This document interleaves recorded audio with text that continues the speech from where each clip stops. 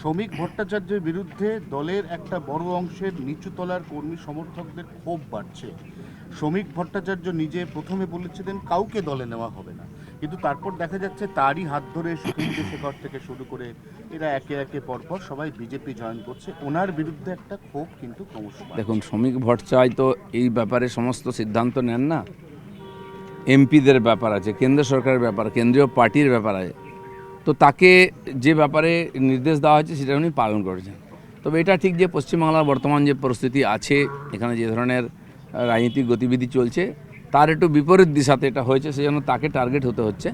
কিন্তু আমাদেরও রাজ্যসভাতে মেজরিটি চাই। কেন্দ্র সরকারকে যদি কাজ করতে হয়, বিল পাস করাতে হয়, তাহলে আমাদের দুই সভাতেই মেজরিটি লাগবে। আর যদি অন্য কোনো পার্টির লোক আমাদের হয়ে সমর্থন করতে চায়, কাজ করতে চায়, তাকে আমাদের পার্টি সুযোগ দিয়েছে। তারা রাজ্যসভার সদস্য ছিলেন, কেবল দলের সিম্বল পাল্টে আমাদের এমপি হিসেবে ওখানে থাকবেন।